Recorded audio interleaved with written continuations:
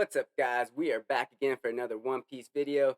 3 week break is finally over, so it's time to jump into chapter 1112 entitled Hard Aspect. All right, so you guys think we're jumping straight into where we left off? We had, the craziness going off. We had Vegapunk's message going off in 6 minutes. We had the Gorosei trying to stop Luffy and the Giants using, supreme hockey roars and just craziness going off. So what do you guys think is about to happen? Let's jump in. So on the cover page, what do we got? It says Oni Child Yamato and the Holy Inari Shrine Pilgrimage. Consider this parting gift payment for a favor I must ask of you. All right, so we got Kinemon asking Yamato something, and she's holding on to something. So what could that be? Do you think that is Odin's book, or what are you guys thinking? But I don't even care right now. I want to get into the chapter. Let's see where we're going. Okay, so we're jumping right back into the onslaught, it looks like. And it says the onslaught continues. All right, so we got Egghead, we got the view from the naval battleships right there looking onto the island. You just see smoke and fire. You see the battleships, some of them are broken down. Like you can just tell crazy battles going on. And it says the Mark III Pacifista have all been incapacitated.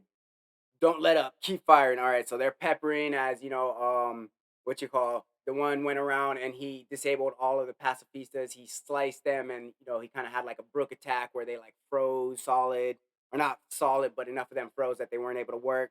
And says we can't let Emperor Straw Hat's crew escape. All right, so it's a full on battle with the Straw Hat crew. And okay, yeah, so we see the pacifistas right there. It says it'll be a disaster if Jewelry Bonnie gets away.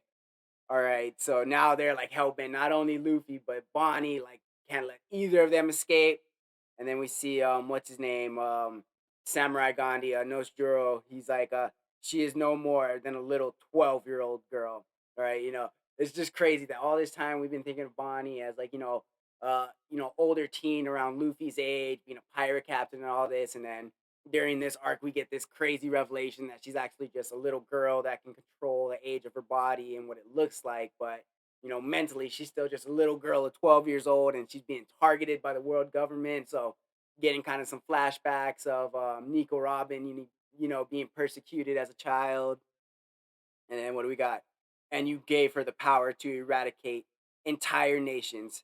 Your defiance is as foolish as it is insolent, Vegapunk. All right, so they're referring to the fact that Bonnie is the highest authority when it comes to all of the clones that look like Kuma, all the pacifistas.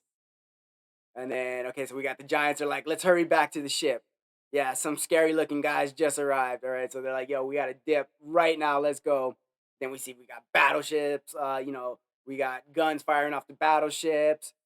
Then we see this big explosion in the town. And then it says, stop them from setting sail. Target the ship from Elbaf and sink it. Get to the northeastern front on the double.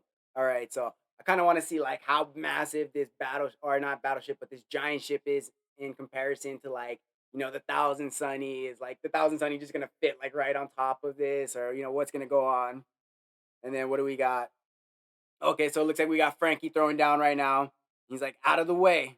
I'm not letting you through. Steam strong. All right, so he's fighting a vice admiral right now, looks like. And then he just gets annihilated by Frankie's right hand. You just see his face getting smashed and the blood coming out of his mouth and everything like that. All right. And then he's like, hey, Giants, take care of my dad. You bet. All right. So what do we got? Brace yourself, Jewelry Bonnie. Uh, you stupid, miserable brat. We're not going to let you keep a single one of our war machines. All right. So we see the pacifista is saving Kuma right there. Bonnie's like, please save my dad, save my dad. And then what do we got? Okay, Bonnie about to throw down now. And then she's like, he's not a weapon. My daddy is a hero, you cleft chin geezer. And she just kicks him and he like turns into this old man. All right.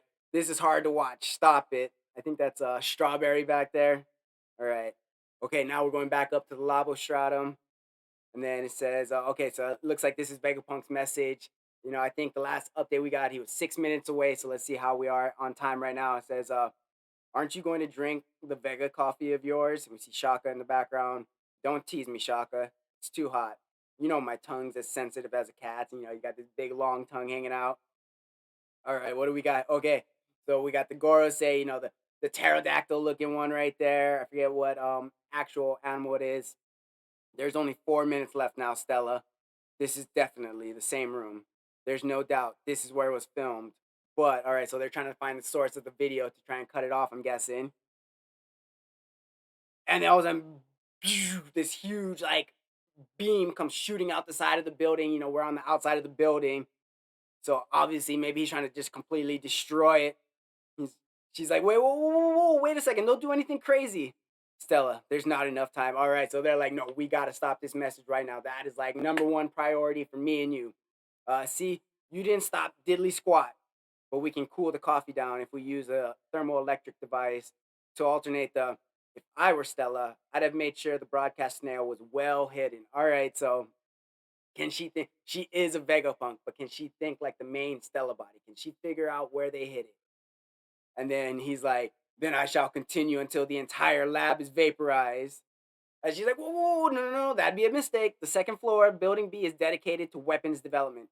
And the first floor houses the power station. Oh, she's like, okay, that's the stuff you guys want, right? Not only that, but the third floor of Building C stores a number of high pressure gas cylinders. If you damage any of those, the resulting explosion. All right, so she's about to be like, yo, this island will be leveled if you destroy any of that. Definitely that top part is definitely going to get blown up. We'll blow Punk Records to smithereens. Yep. So confirmation, Punk Records will be completely destroyed if they rupture anything on any one of these floors, and it starts like a chain reaction explosion. And then he's like, then think of a solution. You satellites all share an identical thought process, correct? So he's like, yo, you're a Vegapunk then. Figure it out. Give me a solution. And she's like, of course, I know exactly how to stop this. Besides, we don't want to rack up any more sins. Our relationship is already troubled enough. And then he's like, huh? Like he seems questioning. Like, what do you think you got? What do you think she meant by that? Besides, we don't want to rack up any more sins.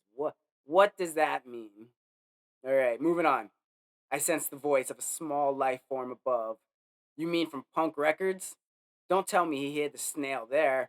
All right, so with his all of the Gorosei probably have top level hockey in all three forms. So his observation hockey must be on point. He's like, I sense something, a small life form or a small voice, and then she's like, it'll be one of the broadcast snails we recently finished developing. They're shaped like this with a sort of triangular shell. So she's like holding up their. So we got a different style of Den Mushi right now, or transponder snail, I should say. And he's looking up. He's like, "Where's the entrance?" All right, so he about to go try and annihilate this snail. Will he get to it before the message gets out? All right, and then who is that looking up? Is that's Stussy? Hmm. What a relief! It's gone. Guess it wasn't interested in us, and that looks like Kaku down there.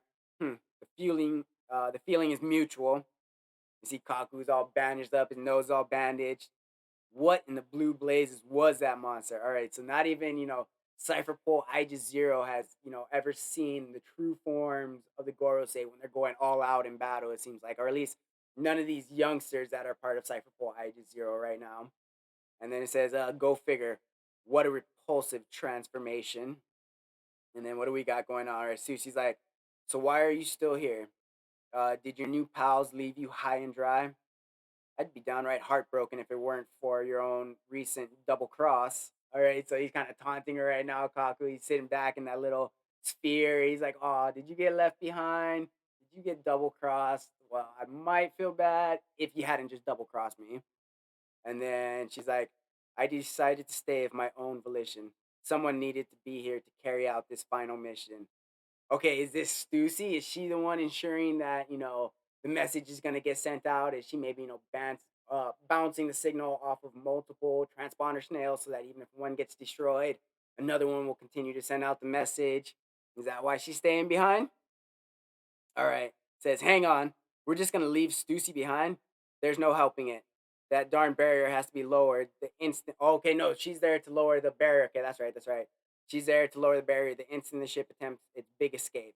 All right. So, and gotta remember, Stussy is a clone. So the real Stussy, Miss Buckingham Stussy, Miss Bocking, she's still alive. So I guess technically, or maybe there's some type of, maybe Vegapunk was able to store her memories or something crazy, to preserve her. But we'll find out later. And then, okay, it says, and mind you, the Frontier Dome can only be disarmed from the command tower. The lady wanted to do it herself. All right, so somebody had to stay behind. There's no like remote taking down the barricade. Like somebody had to be in the control center in order to bring this thing down. And he says, we can only respect that and show our gratitude by getting out of here alive. All right, so don't let her sacrifice be in vain, basically. Of course, we won't waste this chance to escape, but, and then we see Robin. The thing is, how are we meant to cover the distance that Vega Force 1 was originally going to fly us? That's the real head scratcher here, Nico Robin. According to my calculations and all conventional wisdom, we're 100% guaranteed to crash and burn. All right. So they're all the way up top.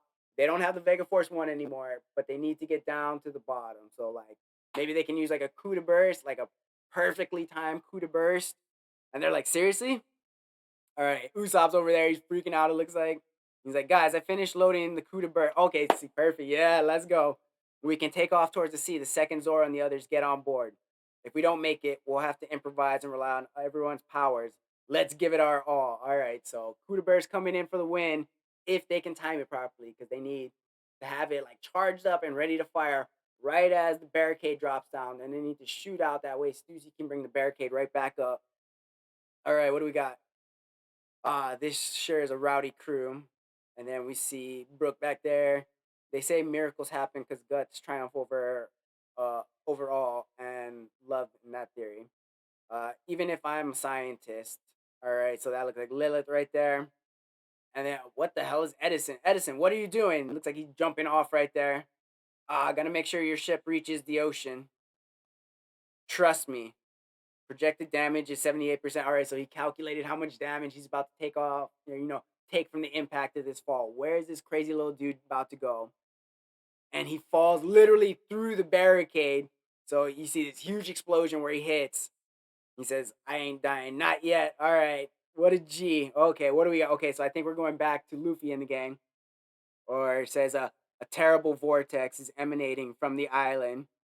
And then, okay, we see the big sandworm looking Gorosei, and it looks like he's like taking in this big, huge breath and like sucking everything in. You see all the trees like pulling in towards him.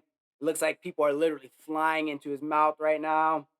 And then, okay, we see Dory and Broggy. They're trying to run away, and they're like, what power? It's sucking us in. Nah, we're getting out of here. We're not getting out of here. And then we see Luffy over there, and like you can see, like it looks like almost like his cheeks and stuff are being sucked back because his teeth are all over there, and he's gritting, trying to get past it. And they're like, "Damn it!" And then Luffy, okay, he looks like Luffy goes and jumps on the building. He's like, "If you're so hungry, snap, then try chewing on this building." Okay, so he went and he kicked the building, so a huge chunk of this building gets knocked off and goes flying towards the sandworm as he's sucking it in. And yep, we see the sandworm and this huge gets sucked in and is like literally the size of his mouth, and his mouth is completely full. All right, Luffy coming in for the win right there. Okay, what do we got next? All right, so Dory and Broggy, they're kind of laughing about it. They're like, this is a real thrill. But then Luffy, he has his limits even in his Gear 5 form. So as soon as he did that, he's like, he kind of withers down. He's like, I'm beat. And then they're just like, wait, what the? Straw Hat, you look like an old man. He's like, I'm all out of food and power. And, he gets all wimpy when he's saying, and he's all like, he's like, food. Well, want some of our, what is that? Hakaro? Is that what it is? Hakaro. What the hell is Hakaro? And then we see, okay, so Luffy starts chomping, whatever it is. He's like, what's that smell? And it says, oh, okay, fermented shark. It's an energy or it's an emergency ration from Elbaf. He's like, it may stink, but it's tasty. All right, so that kind of reminds me of if you guys ever heard of like Greenland sharks. They're kind of like smelly and old, but people still eat them. That's like kind of what I'm getting the vibe. Like, oh, it might smell bad, but you can still eat it. And then all of a sudden we see Luffy in the next panel. He's all yoked out. He's like, yo, that hit the spot. He's like, your body's so expressive. You're back to normal. He's all hyped up and pumped up right now. All right. And then all of a sudden, literally in the next panel, we see him. He's jumping up, and they're like, the boar's charging. See Luffy, he jumps up now that he's re-energized and he gets his massive gear third. He's got his fist all charged up.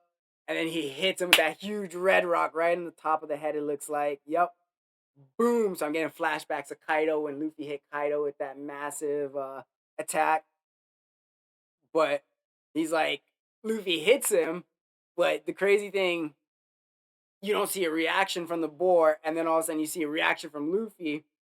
And then in the next battle, he's like screaming. He's like, how hard is this guy's skin? And you got to remember, like, Luffy's hockey is now at, like, a pretty high level. So for him to be coated in armament hockey, smash this dude's head and be like, damn, my hand hurts right now. Like, what the hell? All right. And then we just see him, Gorosei, the boar, he's just staring at them, glaring. Okay, where are we going back now?